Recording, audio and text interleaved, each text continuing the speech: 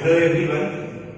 तो पहले हम लोग जो है ऑर्गेनिक कंपाउंड्स का नॉमेनक्लेचर देख चुके हैं। लास्ट वीडियो में हमने बताया था पॉलीफंक्शनल कंपाउंड्स का नाम लिखने के लिए बाइसाइक्लो और अस्पाइरो कंपाउंड्स का।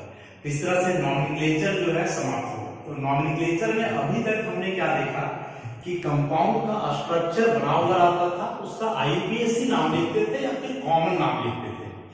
अब जो है इसका उल्टा, मतलब कंपाउंड का नाम लिखा हुआ रहेगा और उसका स्ट्रक्चर ड्रॉ करना पड़ेगा।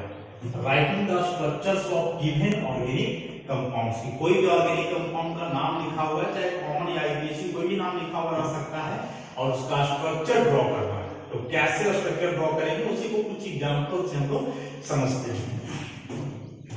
जैसे सपोज कोई कंपाउंड हो हेक्स 2-इन 4-इन नाइट्राइल, ऐसा कोई कंपाउंड है। तो यदि ऐसा कोई कंपाउंड दिया हुआ है तो सबसे पहले हम लोग क्या फोकस करेंगे, वर्ड रूट पे, कि जो कंपाउंड दिया हुआ है उसमें कितना कार्बन है। तो यहाँ हेक्स मतलब 6 कार्बन, तो पहले 6 कार्बन का स्केलेटन ऐसा ड्रॉ कर लेंगे, ऐसा। उसके बाद फोकस करना है सबसे लास्ट में, जो कि मेन फंक्शन ग्रुप को बतलाता है। जैसे यहाँ नाइट्राइल, तो नाइट्राइल का फंक्शनल ग्रुप होता है CN मतलब ऑलरेडी एक कार्बन उसमें पहले से है। तो यहाँ जो हमने 6 कार्बन ड्रॉ करके रखा है, इसमें से एक कार्बन CN का होगा, तो इसको बना देते हैं CN ऐसा। अब नंबरिंग यहीं से 1 2 3 4 5 6। अब 2 पर इन डबल बॉन्ड, तो 2 पर यहां दे देंगे डबल बॉन्ड। 4 पर आइन मतलब 4 पर ट्रिपल बॉन्ड, तो यहां दे देंगे ट्रिपल बॉन्ड ऐसा। अब जो है प्रत्येक कार्बन का वैलेंसी काउंट करेंगे हम लोग। जिसका वैलेंसी 4 हो चुका है उसमें कुछ नहीं करेंगे, जिसका 4 से कम बॉन्ड है तो जितना कम है उतना हाइड्रोजन दे देंगे। तो इस कार्बन का तो ठीक है, यहाँ बीच में ट्रिपल बॉन्ड होता है, इसका 1 2 3, तो यहाँ एक हाइड्रोजन। ये बचा हुआ हाइड्रोजन को हम लोग कहीं भी लिख सकते हैं, ऊपर नीचे या कहीं। वैसे यहाँ 1 2 3, तो एक हाइड्रोजन यहाँ भी ऐसे बॉन्ड से दिखा सकते हैं। इसका 1 2 3 4 पूरा है, इसका भी 1 2 3 4 पूरा है, और इसका एक ही बॉन्ड है, यहाँ 3 है ऐसा। अब जैसे कोई कंपाउंड दिया हुआ हो 3 ऑक्सो 4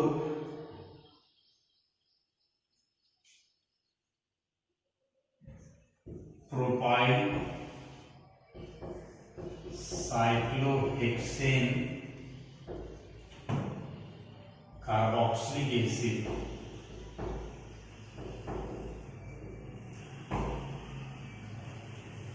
ऐसा। तो सबसे पहले हमने वर्ड रूट को फोकस करने के लिए बताया। तो वर्ड रूट यहाँ साइक्लोहेक्सेन, तो 6 कार्बन का रिंग बना देंगे ऐसा, ये साइक्लोहेक्सेन। उसके बाद main functional group, main functional group carboxylic acid, तो कार्बोक्सिलिक एसिड का पूरा कहीं भी एक जगह हम लोग दिखा सकते हैं। सपोज यहाँ COOH, अभी ग्रुप यहाँ दिया हुआ है तो हम यहाँ से करेंगे 1, इधर कर दो 2 3 4 5 6। तो कहाँ क्या क्या है 3 ऑक्सो, तो ऑक्सो लगता है कीटोन के लिए, तो ये थर्ड कार्बन को जो है हम लोग यहाँ ऑक्सो कीटोन बनाते हैं ऐसा, डबल बॉन्ड O, ये तीसरा। 4 पे बोला प्रोपाइल, तो प्रोपाइल में हम दिखा दें C3H7, प्रोपाइल हो गया। उसके बाद जैसे था वैसे भी यहाँ दिखा दिया है। अब चूंकि साइक्लिक कंपाउंड है, इसमें हाइड्रोजन वगैरह देने की आवश्यकता नहीं है, ऐसे ही फंक्शनल ग्रुप हम दिखा देंगे हो जाएगा। अब यदि कोई कंपाउंड दिया हुआ हो 2,3 डाइहाइड्रोक्सी ब्यूटेन डाइओइक एसिड ऐसा, इस तरह का कोई कंपाउंड दिया हुआ, तो सबसे पहले वर्ड रूट ब्यूटेन 4 का, 1 2 3 4। उसके बाद यहाँ मेन फंक्शन डाइओइक एसिड, मतलब 2 कार्बोक्सिलिक एसिड है, तो 2 में से एक कार्बोक्सिलिक एसिड को इधर किनारे में और एक कार्बोक्सिलिक एसिड को इधर किनारे। कार्बोक्सिलिक एसिड एक मोनोफंक्शनल ग्रुप है, तो वह हमेशा टर्मिनल पोजीशन फंक्शन भी होगा, दोनों किनारे नंबरिंग कहीं से भी कर सकते हैं, 1 2 3 4। तो 2 और 3 का हाइड्रोक्सी, तो 2 पर एक OH ग्रुप, 3 पर एक OH ग्रुप, ऐसा। अब हाइड्रोजन लेकर के बैलेंसिंग प्रो कर दें, तो ये कार्बन का 4 बॉन्ड बना हुआ है, इसका 3 ही है, तो एक हाइड्रोजन, इसका भी 1 2 3, तो यहाँ भी एक हाइड्रोजन, इसका 1 2 3 4, इसका बैलेंसिंग पूरा है। अब ये सब कुछ IUPAC नाम से, कुछ कॉमन नेम से भी आते हैं, जैसे इथाइल, मिथाइल, एसिटाइलिन, ऐसा। इसमें कहीं कोई वर्ड रूट वगैरह स्पेसिफिक पता नहीं चल रहा है, कॉमन नेम से है, तो कॉमन नेम में आपको एक वैसा क्लू दिया हुआ रहेगा जिसके आधार पे आप कंपाउंड का स्ट्रक्चर बना सकते हो। तो यहाँ एसिटाइलिन, जब अल्काइन का नोमेनक्लेचर हम बता रहे थे तो एसिटाइलिन के बारे में जिक्र किया था हमने कि एसिटाइलिन मतलब कार्बन कार्बन ट्रिपल बॉन्ड, ऐसा, इतना को बोला जाता है एसिटाइलिन। अब इसमें एक तरफ इथाइल है, एक तरफ मिथाइल, तो एक तरफ इथाइल मतलब CH3 CH2, फिर एक तरफ मिथाइल मतलब CH3, तो ये हो गया इथाइल मिथाइल एसिटाइलिन। फिर मान लें यदि हो टर्शियरी ब्यूटाइल,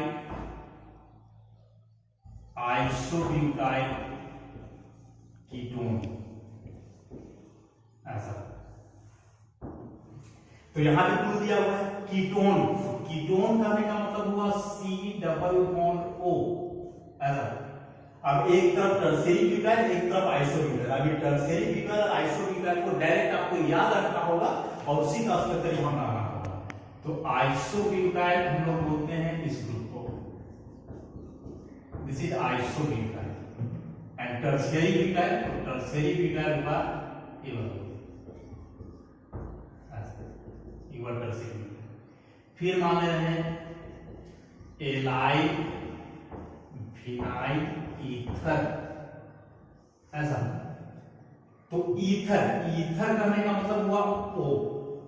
अब इसमें एक तरफ एलाइल ग्रुप को रखना है, एक तरफ फिनाइल ग्रुप को रखना है। तो एलाइल और फिनाइल के बारे में डिस्कशन किया था हमने जब अल्कीन और अल्काइन का नोमेनक्लेचर बता रहे थे उस टाइम। तो एलाइल ग्रुप डायरेक्ट हम लोग बोलेंगे CH2 double bond CH CH2, ये हुआ एलाइल, और बचा फिनाइल, तो फिनाइल में CH डबल बॉन्ड CH2, ऐसा। फिर मान रहे हैं tri methyl carbinol. Carbinol system alcohol में इस्तेमाल किया जाता है, जिसको हमने डिस्कस किया है। तो कार्बिनॉल का मतलब बताए थे कार्बन और उसमें OH, तो एक ही हुआ कार्बन और इसमें OH, 3 मिथाइल ग्रुप, एक, फिर एक इधर मिथाइल ग्रुप और एक इधर मिथाइल ग्रुप, ऐसा। तो 3 मिथाइल इसलिए ट्राई मिथाइल, कार्बन में OH है तो कार्बिनॉल। फिर मान लीजिए है डाइइथाइल कार्बोनेट, तो कार्बोनेट यहां जो है इनऑर्गेनिक आयन है, कार्बोनेट आयन, कार्बोनेट आयन का मतलब हुआ CO3 डबल माइनस, ऐसा। और ये 3 ऑक्सीजन और 2 माइनस चार्ज है, इसका मतलब क्या हुआ, ऐसा, 3 ऑक्सीजन और 2 माइनस, 2 ऑक्सीजन पे हम लोग एकक माइनस दे देंगे।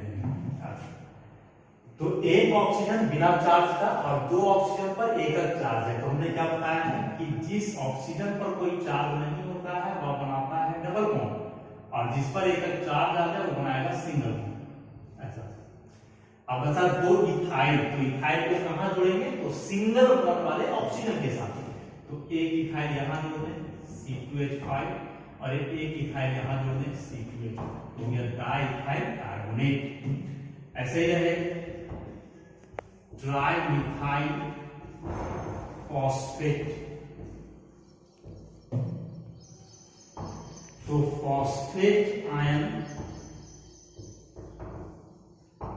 मतलब PO4 पर ट्रिपल माइनस। अभी 4 ऑक्सीजन है और 3 माइनस, तो 3 मतलब 3 पर एकक माइनस, ऐसा। स्ट्रक्चर बनाए तो फास्फोरस, एक ऑक्सीजन बिना चार्ज का, तो बिना चार्ज वाला बनाएगा डबल बॉन्ड, और बाकी जिस पर माइनस चार्ज है उस पर बनाएगा सिंगल बॉन्ड।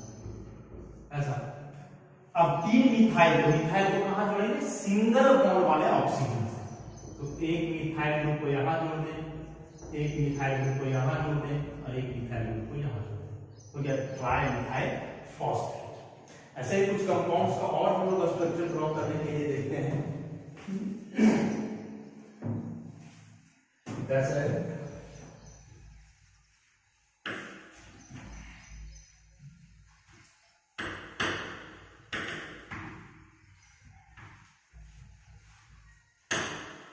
कोई कंपाउंड हो सोडियम इथॉक्साइड, तो सोडियम का मतलब तो हम लोग समझ रहे हैं ना Na। और एक बात और ध्यान में रखें कि यदि ऐसा कोई मेटल एटम भी दिया हुआ हो साथ में तो इस टाइप का कंपाउंड आयनिक नेचर का होगा, प्लस माइनस चार्ज होगा। तो सोडियम Na समझ रहे हैं हम लोग। ईथ का मतलब हुआ इथाइल, OX का मतलब हुआ ऑक्सीजन और IDE का मतलब हुआ नेगेटिव चार्ज। ऐसा तो इसके बाद का स्ट्रक्चर ड्रॉ करें। ईथ का इथाइल, तो इथाइल को हम लोग बोलेंगे ऐसा CH3CH2, OH मतलब ऑक्सीजन और IDE मतलब उस पर माइनस चार्ज इथॉक्साइड। उसके बाद बता सोडियम, तो सोडियम और एक प्लस सोडियम इथॉक्साइड। फिर हो एल्यूमिनियम आइसोप्रोपॉक्साइड। ऐसा तो यहां से आइसोप्रोप मतलब आइसोप्रोपाइल, तो आइसोप्रोपाइल को किसको बोलते हैं? CH3 तो ये आइसोप्रोपाइल, यहां से कौन निकला हुआ रहेगा? OX मतलब ऑक्सीजन, IDE मतलब माइनस चार्ज। अब बचा एल्यूमिनियम, तो एल्यूमिनियम और एल्यूमिनियम का होता है 3+। अब चूंकि यहाँ 3+, यहाँ 1 माइनस, तो वैलेंसी बराबर करने के लिए पूरा का होल 3 एल्यूमिनियम आइसोप्रोपॉक्साइड। फिर यदि कोई है ऐसा कैल्शियम बेंजोएट, तो ई जो वर्ड आया है ना बेंजोएट, ये आया है बेंजोइक एसिड से। बेंजोइक एसिड, तो बेंजोइक एसिड हम लोग बोलते हैं ऐसा बेंजीन और इसमें C=OOH, this is benzoic acid. लेकिन यहाँ बेंजोइक एसिड नहीं है, बेंजोएट। तो बेंजोएट मतलब ये हाइड्रोजन यहां से हटा हुआ है और एक माइनस, बेंजोएट।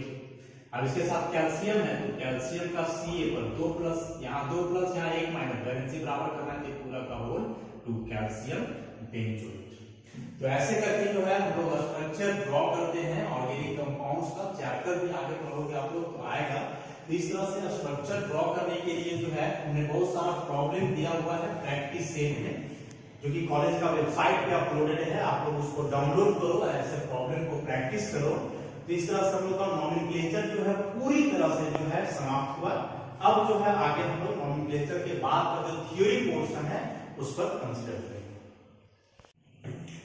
तो नॉमेनक्लेचर के बाद अब हम लोग जो है थ्योरी पोर्शन डिस्कस करेंगे और उसमें से सबसे पहले आइसोमेरिक। ये आइसोमेरिक होता क्या है?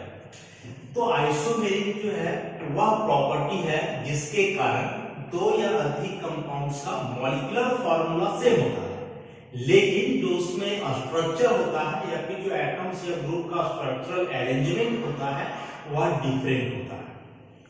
तो आइसोमेरिक मतलब वह प्रॉपर्टी जिसके कारण दो या अधिक कंपाउंड्स का मॉलिक्यूलर फार्मूला सेम लेकिन स्ट्रक्चरल फार्मूला डिफरेंट हो, तो इसी प्रॉपर्टी को हम लोग आइसोमेरिक बोलेंगे। मतलब the property by virtue of which two or more compounds have same molecular formula but different structural arrangements of atoms or groups is called isomeric and such compounds are called isomers। अब चूंकि इसमें हमने देखा कि structural arrangement अलग अलग होता है, फॉर्मूला सेम होता है। अब ये स्ट्रक्चरल अरेंजमेंट अलग अलग होने के चलते जो है कंपाउंड का फिजिकल और केमिकल प्रॉपर्टीज भी डिफर करता है। तो यदि दो आइसोमर्स हैं तो दोनों का फॉर्मूला ही केवल सेम होगा, स्ट्रक्चर डिफरेंट होगा, उसका फिजिकल केमिकल प्रॉपर्टीज भी डिफरेंट हो सकते हैं। अब बात आता है कि ये आइसोमेरिज्म जो है किस टाइप के कंपाउंड में एराइज होता है। तो आइसोमेरिज्म जो है ना बेसिकली एराइज होता है बॉन्ड का डायरेक्शनल नेचर के चलते। अभी बॉन्ड के बारे में हम लोग बहुत डिटेल से पढ़ा है केमिकल बॉन्डिंग में, ionic bond, covalent bond, metallic bond, coordinate bond, hydrogen bond, ऐसे। तो अभी हमने क्या बताया कि आइसोमेरिज्म जो है एराइज होता है बॉन्ड का डायरेक्शनल नेचर के चलते। अब चूंकि ऑर्गेनिक कंपाउंड्स के बारे में हमने डिस्कस कर रखा है और ऑर्गेनिक कंपाउंड में जो मॉलिक्यूल्स हैं उनके बीच या उनके एटम्स के बीच जो है कोवेलेंट बॉन्ड होता है and covalent bond is directional in nature.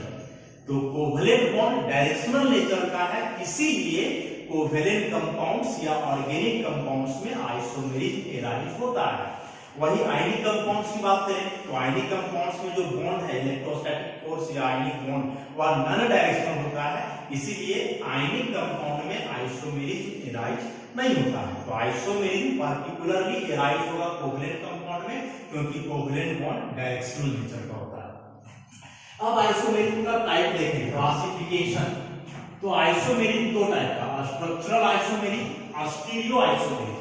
Structural isomerism जो है आगे 6 टाइप का है, chain isomerism, position isomerism, functional isomerism, metamerism, ring chain isomerism और लास्ट में टॉटोमेरिज्म। और स्टीरियो आइसोमेरिज्म की बात करें तो दो टाइप का है, कॉन्फ़िगरेशनल आइसोमेरिज्म, कन्फॉर्मेशनल आइसोमेरिज्म।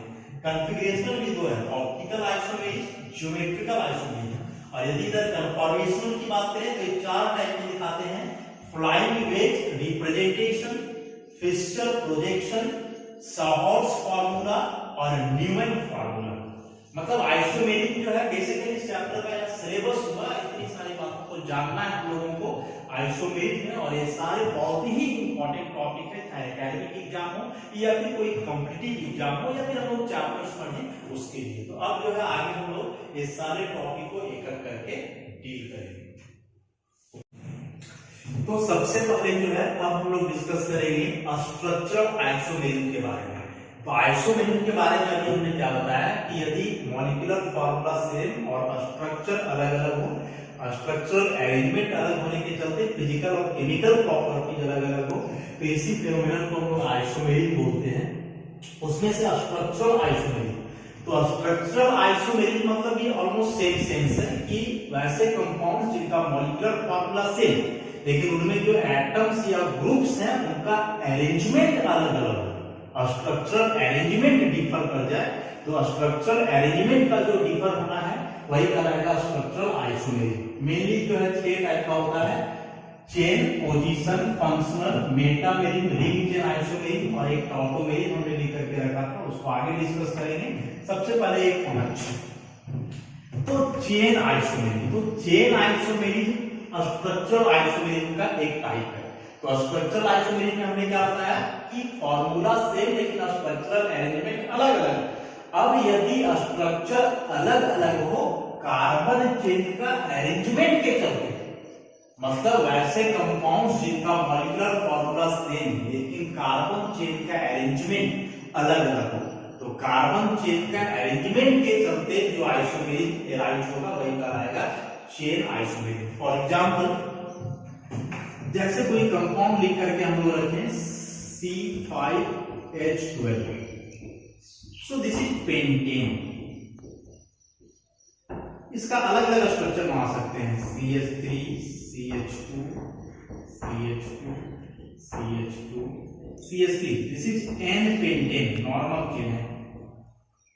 वैसे एक स्ट्रक्चर इसका बना सकते हैं CH3, CH, CH3, CH2, CH3, this is isopentane. फिर एक बना सकते हैं CH3C, CH3, CH3, CH3, neopentane. तो ये 3 स्ट्रक्चर हमने बना करके रखा है। तीनों कंपाउंड का जो है मॉलिक्यूलर फॉर्मूला सेम है, तीनों में 5 कार्बन और 12 हाइड्रोजन है, लेकिन तीनों का स्ट्रक्चर अलग अलग है। तो स्ट्रक्चर अलग क्यों है? क्योंकि कार्बन चेन का अरेंजमेंट अलग है। इसमें पांचों कार्बन एक के बाद एक लगातार लीनियर चेन में है, इसमें एक सब्स्टिट्यूएंट आया, इसमें ऐसा 2 आ गया। तो मॉलिक्यूलर फॉर्मूला सेम लेकिन कार्बन चेन का अरेंजमेंट अलग अलग, तो यही कहलाएगा chain isomeric. So all these are chain isomers of C5H12।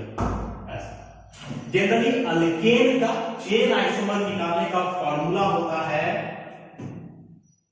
इसका chain isomer number of chain isomer 2 का पावर n-4 + 1, जहां n जो है कार्बन एटम का संख्या है और इसका वैल्यू 4 के बराबर या इससे बड़ा होना चाहिए। जैसे इसी कंपाउंड के लिए निकालें C5H12 है, इसके लिए चेन आइसोमर निकालेंगे, कैसे निकालेंगे? n का वैल्यू यहां हो जाएगा 5, तो ये 2 का पावर 5 - 4 + 1, तो 2 का पावर 1 + 1 मतलब 3, इसलिए इसका 3 आइसोमर बना। वैसे ही किसी भी अल्केन का नंबर ऑफ चेन आइसोमर निकालना हो तो इस फॉर्मूला से हम लोग कैलकुलेट कर सकते हैं। तो चेन आइसोमर के बाद अब हम लोग बात करें पोजीशन आइसोमर की। तो चेन आइसोमर में हमने क्या बताया था कि कार्बन चेन का अरेंजमेंट अलग अलग होगा। अब पोजीशन आइसोमर, तो पोजीशन आइसोमर में फॉर्मूला सेम लेकिन फंक्शनल ग्रुप का पोजीशन अलग अलग होगा। तो दो या अधिक कंपाउंड्स का यदि मॉलिक्यूलर फॉर्मूला सेम हो लेकिन फंक्शनल ग्रुप का पोजीशन अलग अलग हो, इसी को बोला जाएगा पोजीशन आइसोमर। फॉर एग्जांपल जैसे CH3 CH2 CH2OH, this is propane 1 2 3, और इसी का एक स्ट्रक्चर और बना है CH3 CHOH CH3 1 2 3, so this is propane 2। तो दोनों कंपाउंड का फॉर्मूला सेम है, दोनों में 3 कार्बन 7 हाइड्रोजन, एक OH ग्रुप है, लेकिन स्ट्रक्चर में अंतर है। तो स्ट्रक्चर में अंतर क्यों? क्योंकि जो फंक्शनल ग्रुप है हम लोग का OH, इसका पोजीशन अलग अलग है। यहाँ फंक्शनल ग्रुप फर्स्ट पोजीशन पे है, यहाँ फंक्शनल ग्रुप सेकंड पोजीशन पे आ गया। तो फॉर्मूला सेम मतलब मॉलिक्यूलर फॉर्मूला सेम लेकिन फंक्शनल ग्रुप का पोजीशन अलग अलग हो, तो इसी को हम लोग बोलेंगे पोजीशन आइसोमेरिक। अब कुछ वैसे भी कंपाउंड्स हैं जो पोजीशन आइसोमेरिक एग्जिबिट नहीं करते हैं। कंसीडर करेंगे, अभी हमने क्या बताया कि पोजीशन आइसोमेरिक में फंक्शनल ग्रुप का पोजीशन डिफर करता है। कुछ मोनोवैलेंट फंक्शनल ग्रुप हैं जैसे नाइट्राइल, अल्डिहाइड, कार्बोक्सिलिक एसिड, इस टाइप के कि अल्डिहाइड हो तो CHO, कार्बोक्सिलिक एसिड हो COOH, नाइट्राइल हो CN, एसिड क्लोराइड हो COCl। तो ये सारे फंक्शनल ग्रुप जो है ना मोनोवैलेंट फंक्शनल ग्रुप है, मतलब एक ही वैलेंसी खाली है। तो इस टाइप के फंक्शनल ग्रुप जब भी होंगे तो किनारे में ही होंगे और इस सबका पोजीशन फिक्स्ड है। इसका मतलब कि कार्बोक्सिलिक एसिड हो, अल्डिहाइड हो, नाइट्राइल हो, एसिड क्लोराइड हो, एसिड अमाइड हो, एस्टर हो, तो इस सब में फंक्शनल ग्रुप का पोजीशन कभी चेंज नहीं कर सकता है। इसीलिए ऐसे कंपाउंड कभी भी आइसोमेरिक एग्जिबिट मतलब पोजीशन आइसोमेरिक एग्जिबिट नहीं करेंगे। एग्जाम में आता है 4 कंपाउंड दिया हुआ रहेगा, पूछेगा कि इनमें से कौन पोजीशन आइसोमेरिक एग्जिबिट नहीं करेगा। तो जिसमें इस टाइप का फंक्शनल ग्रुप हो मतलब मोनोवैलेंट फंक्शनल ग्रुप, वैसे कंपाउंड पोजीशन आइसोमेरिक एग्जिबिट नहीं करेंगे। अब आता है फंक्शनल आइसोमेरिक। तो फंक्शनल आइसोमेरिक मतलब कंपाउंड्स का मॉलिक्यूलर फॉर्मूला सेम होगा लेकिन फंक्शनल ग्रुप ही अलग अलग होगा। तो मॉलिक्यूलर फॉर्मूला सेम और फंक्शनल ग्रुप यदि अलग अलग हो जाए तो ये कहलाएगा फंक्शनल आइसोमेरिक। एग्जांपल के तौर पर जैसे अल्कोहल और ईथर, अल्कोहल एंड ईथर, ऐसा CH3 CH2OH, और इसी का एक बनाए CH3OCH3, ऐसा। दोनों का फॉर्मूला सेम है, दोनों में जो है 2 कार्बन 6 हाइड्रोजन 1 ऑक्सीजन, लेकिन यहाँ फंक्शनल ग्रुप के रूप में OH है अल्कोहल और यहाँ O है मतलब ईथर। तो दोनों का मॉलिक्यूलर फॉर्मूला सेम लेकिन फंक्शनल ग्रुप अलग अलग हो गया, ये कहलाएगा फंक्शनल आइसोमेरिक। वैसे ही कार्बोक्सिलिक एसिड और एस्टर CH3COOH और इसी का बनाना चाहें HCOOCH3, ऐसा। दोनों का फॉर्मूला सेम है, दोनों में 2 कार्बन 4 हाइड्रोजन 2 ऑक्सीजन, लेकिन यहाँ फंक्शनल ग्रुप के रूप में कार्बोक्सिलिक एसिड जबकि यहाँ फंक्शनल ग्रुप के रूप में क्या है एस्टर। तो मॉलिक्यूलर फॉर्मूला सेम लेकिन फंक्शनल ग्रुप अलग अलग हो तो इसी को हम लोग बोलेंगे functional isomeric. This is carboxylic acid और यहाँ जो है सो क्या है एस्टर। तो मॉलिक्यूलर फॉर्मूला सेम लेकिन फंक्शनल ग्रुप अलग अलग हो, वही कहलाएगा फंक्शनल आइसोमेरिक। एक्चुअली सबका हेडिंग में ही डेफिनेशन छुपा हुआ है। तो जैसे चेन आइसोमेरिक, तो चेन आइसोमेरिक में कार्बन चेन का एलिमेंट अलग अलग होगा। पोजीशन आइसोमेरिक मतलब फंक्शनल ग्रुप का पोजीशन अलग अलग होगा। फंक्शनल आइसोमेरिक मतलब इसमें फंक्शनल ग्रुप ही अलग अलग होगा। अब बात करें हम लोग मेटामेरिक का, तो मेटामेरिक में क्या होता है कि वही मॉलिक्यूलर फॉर्मूला सेम होगा लेकिन फंक्शनल ग्रुप के अगल बगल कार्बन एटम का संख्या में अंतर होगा। तो यदि मॉलिक्यूलर फॉर्मूला सेम लेकिन फंक्शनल ग्रुप के अगल बगल कार्बन एटम का संख्या अलग अलग हो तो इसी को हम बोलेंगे मेटामेरिक। जैसे ईथर्स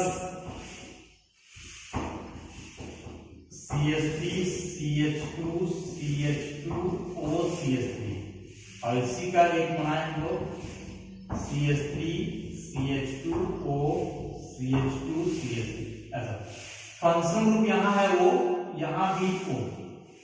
यहाँ फंक्शनल ग्रुप के राइट साइड में एक कार्बन, यहाँ दो कार्बन, यहाँ लेफ्ट साइड में तीन कार्बन, यहाँ दो कार्बन। तो फंक्शनल ग्रुप सेम है लेकिन इसके अगल बगल कार्बन एटम का संख्या अलग है।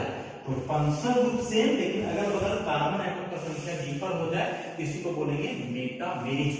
ईथर शो करते हैं मेटामेरिक, 2 डिग्री एमीन्स भी शो करेंगे या कीटोन्स को भी स्पेशल केस लिया जा सकता है। ऐसा 1 2 3 4 5 पेंटेन 2 ऑन, पेंटेन 2 ऑन या इसी का एक स्ट्रक्चर और मानेंगे हम लोग ऐसा।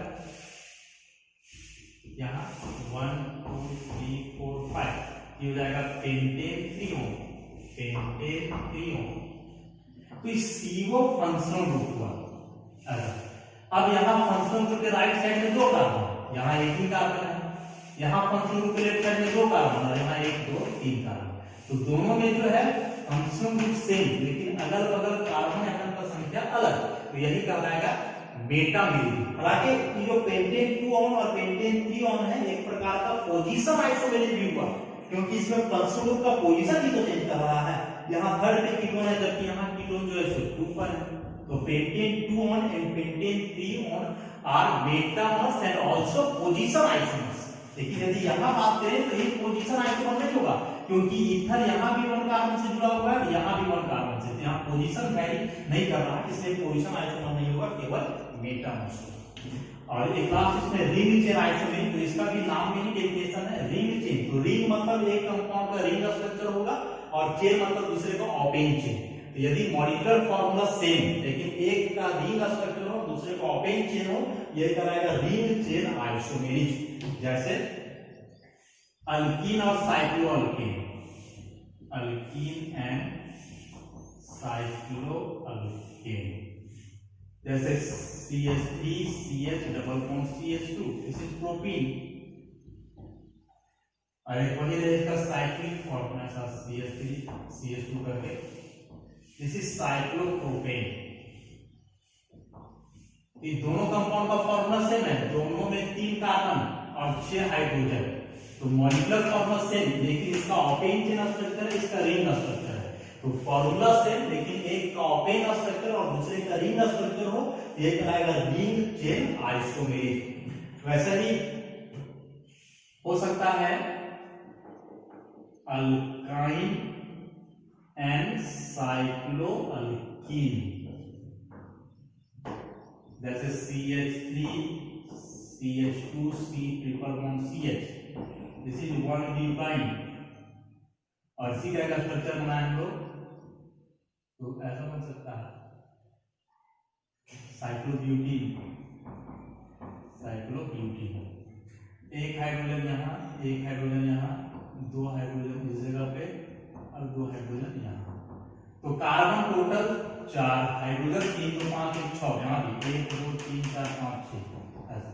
तो दोनों का फॉर्मूला सेम लेकिन एक का ओपेन चेन स्ट्रक्चर है दूसरे का रिंग स्ट्रक्चर है, इसको बोलेंगे हम लोग रिंग चेन आइसोमेरिक।